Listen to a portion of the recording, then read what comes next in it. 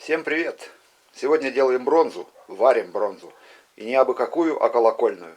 Для нее нужно было мне чистое олово, и в одном из прошлых видео в комментариях один добрейший души человек, Артемий, студент из Москвы, увидел мои комментарии, что у меня чистого олова здесь не достать. И предложил выслать, сказал, что у него есть кусочек чистого олова. Вот оно, это олово. Ух ты, елки-палки. Перчатки не ютубовские. Это ж я берегу, когда 100 тысяч подписчиков будет. Вот они, ютубовские. Так вот, Артемий прислал олово 117 грамм. Ну, я так понимаю, все, что было у человека. И вдобавок добавил записку, что для производства именно колокольной бронзы на 117 грамм олова нужно 663 грамма меди. Вот она медь, обожжена, взвешена. Тут 665 грамм. Потому что все-таки олово я буду кидать уже под флюс, в медь, то есть в расплавленную медь. И даже что оно выгорает, ну тут не знаю, опытным путем все надо добиваться, конечно, а я первый раз делаю. Все-таки думаю, что медь обгорит, оксид у нее будет, тем более кое-где осталось немного вот изоляции, которая никак не сбивается. Хотя при отжиге уже огонь, пламя не создается. Все это пойдет все равно в шлак. И поэтому взял 665 грамм. Вот, на 117 грамм олова. И теперь сравните вот олово, которое я купил в магазине, где меня уверяли, что это чистое олово. Во-первых, цвет. Разница в цвете. Во-вторых, при сгибании ничего, как алюминиевая проволока. И теперь, хотя, нет, тишина. И теперь вот олово.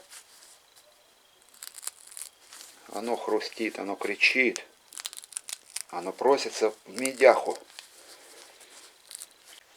Ну, как обычно, будет бура. Дальше тигель сварил новый. И сделал шлакоотделитель. Приварил полумесяц и просверлил посередине отверстия, чтобы немного до стенки не доставало. И здесь сверху шлак и буру отделяло. Немного до стенки не доставало для того, чтобы, я уже знаю, при отливании латуни, например, шлак тут двойной. Тут сверху есть шлак и снизу есть шлак тяжелый. И поэтому, когда выливаешь, потом остатки, идет как раз таки шлак. И вот, возможно, он ее задержит. То есть желательно до конца и не выливать. Возможно, отверстие маленькое, не знаю. Отверстие сделал на 13. Может быть, будет тонкая струя. Ну, не знаю, посмотрим. И впервые я сегодня буду отливать в песок. Никогда еще этого не делал. Насыпаю сразу пол этой баночки вниз, чтобы дно покрыло, и тигель как раз покроется бурой. И после закладки металла засыпаю остальное. А теперь перемещаемся до печи. Ну вот, все заряжено. Осталось только добавить газа и воздуха. Мне тут на днях перепало некоторое количество инструмента. Кому не интересно, на экране ползунок передвиньте на сантиметр. И мы встретимся ровно в этой точке. А кому интересно, пройдемте в мастерскую. Вот эти вот 3 чемоданчика мне перепали. Начнем с первого. В нем находится пневматический гайковерт. Это отличная штука для дома. Маленький, удобненький. Сейчас я его подключу, покажу кое-что там, возможности его.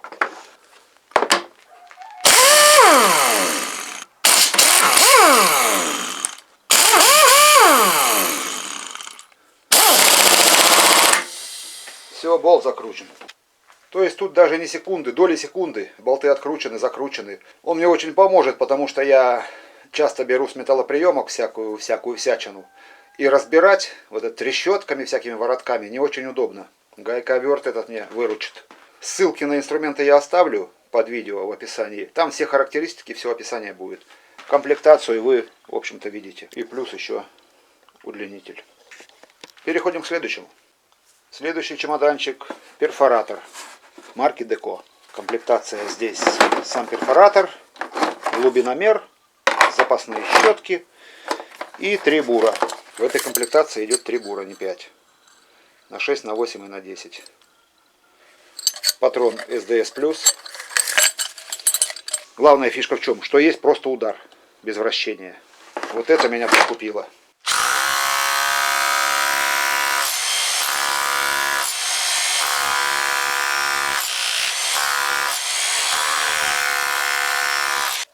Ну вот, на это способен перфоратор Деко.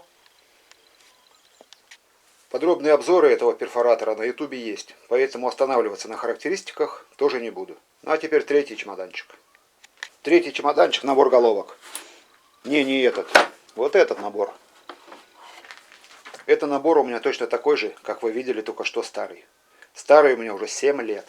Старый набор он у меня испытал уже, он постоянно ремонтирует машину, всегда со мной. Плюс на работе, лень идти в ангар за ключами, я достаю свой набор и ремонтирую трактор.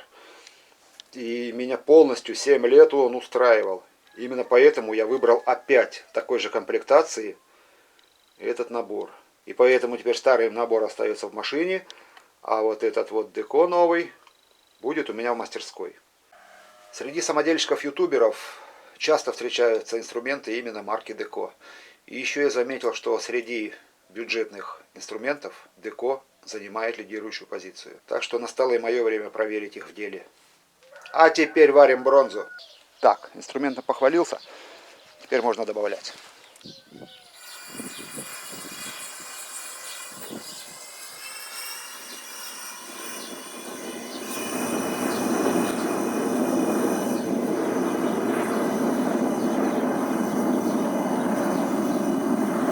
Ну вот, как раскалиться, вернемся.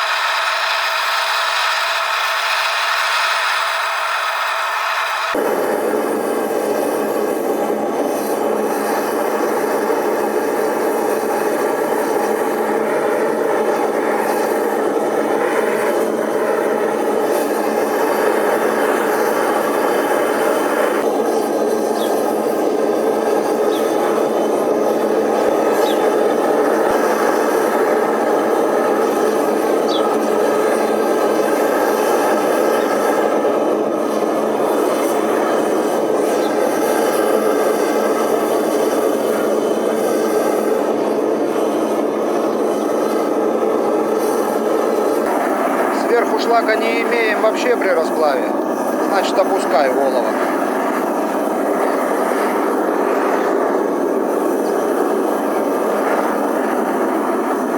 Растворилось, можно мешать.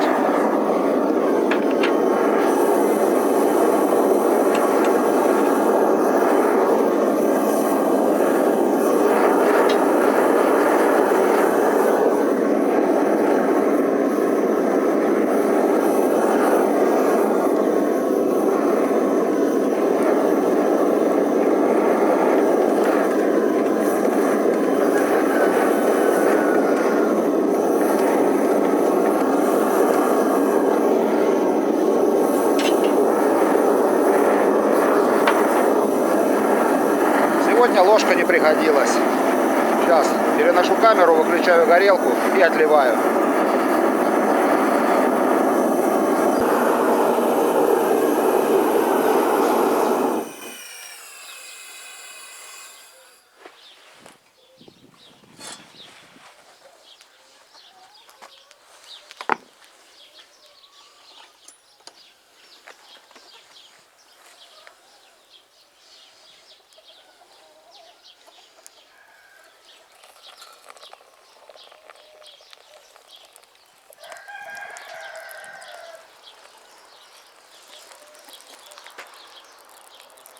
Ну и вот, закипела бронза-то.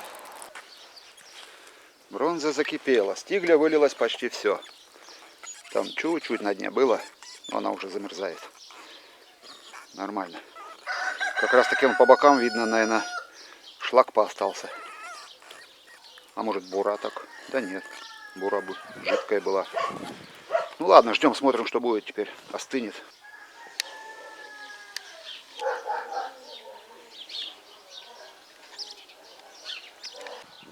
Песок вытрусил, а она на дне прилипла. Сейчас подостынет, в воду окуну и достану. Спаялась намертво, достать не могу. Бью здесь уже он молотком. Короче, получился колокол. Сейчас покажу кое-что. Смотрите, беру клещами и стучу. Звук какой, да? Теперь ставлю, чтобы фильтр глушился. И бью сюда, где спаялась. А теперь по фильтру.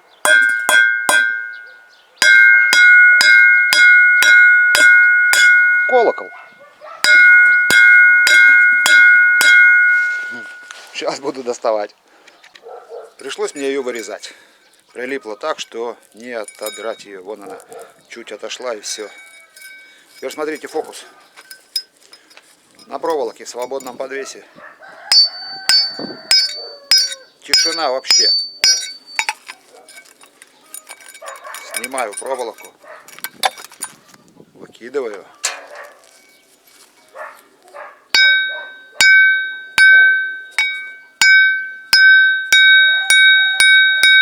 В руках звенит.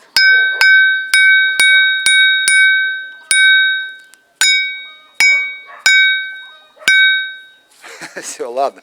Распиливаем и смотрим, что там получилось.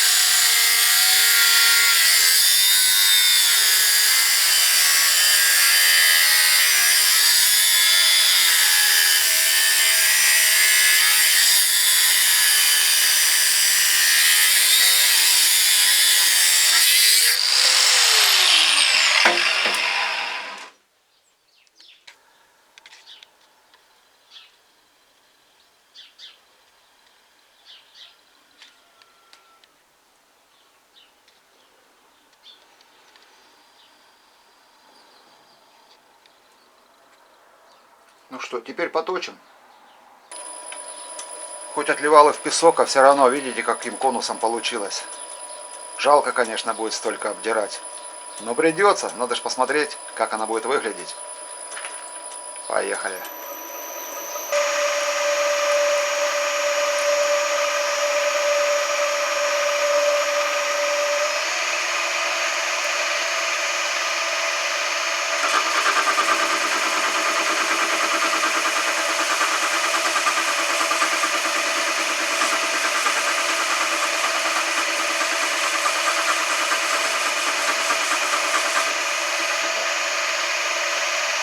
Нет, сейчас поставлю пластинку по алюминию, посмотрим. Гляньте, бронза стружку какую дает. Ну потом покажу еще. Поменял резец. Начинаем. Сейчас еще керосинчику добавлю. И посмотрим, как она себя поведет.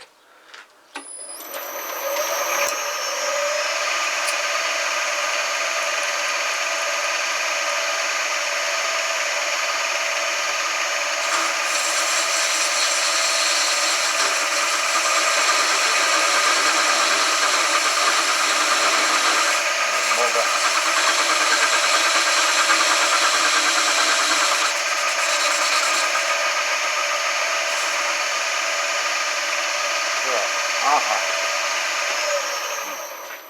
Не досмотрел, пластинку сколотую поставил. Вот сейчас проверим. А то думаю, что за поверхность такая пошла. А там скол был. Поехали.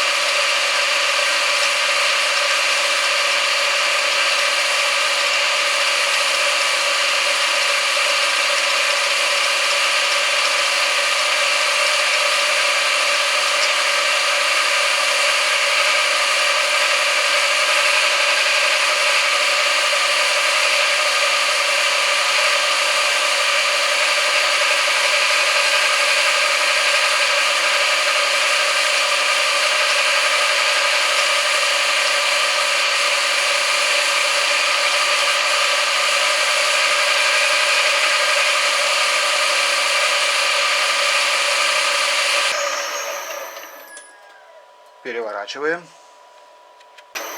И поехали.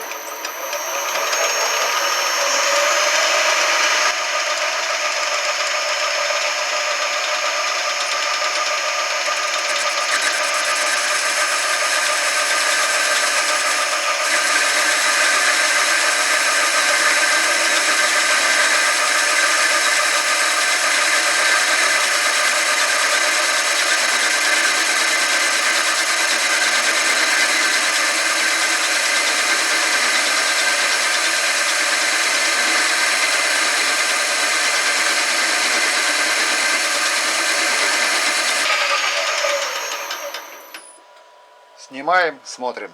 Попробую еще потом полирнуть ее. Рассмотрим для начала стружку.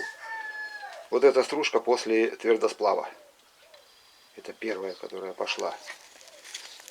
А вот эта стружка после резца по алюминию. Видели, наверное, да, как она вилась? Вот она, красавица. На солнце я ее не понесу, как в прошлый раз латунь вам показывал. Потому что оказалось, что потом на экране оно не передает естественный цвет, отражение солнца, и сильно белое получается. А вот сейчас на дисплее я вижу, что все равно чуть светлее. На самом деле у нее еще есть красноватый оттенок. Чуть-чуть такой блик какой-то красноватый есть. Пробовал я ее пошлифовать. И, честно сказать, она твердая. Так, ну вот это вот, где прилипла шея было к железу. Видите, раковинка есть. В этом торце чисто. Смотрите, даже поближе. Торец чистый. Так, и что я до этого говорил? Шлифовать пробовал. Короче, ее берет, она туго-туго, тяжело идет. Берется. Ну, наждачкой, понятно, в станке берется. А потом хотел, как армейскую бляху, иглой натереть. Не вышло. Ее игла берет еле заметно только. До блеска не натирает. И шлифовальной лентой. У меня есть фетровая, по-моему, называется лента. С пластогоем. Тоже зеркало не получилось сделать. Может, она не поддается такой обработке. А может, я поленился время тратить. Тут вот есть каверночка. Вот такая вот она получилась. А теперь смотрите прошлый отливка латуни. Сейчас я положу вместе их. Латунь у меня уже выколоткой поработала, поэтому не обращайте внимания, что она там подмята где-то. Смотрите, цвет разный. Латунь на фоне бронзы зеленоватой даже кажется. Может быть, она просто уже окислилась. И это медный такой цвет. Не знаю. Это красноватая, это зеленоватая пока. А так вот разница. В обоих отливках по 20% плюс-минус.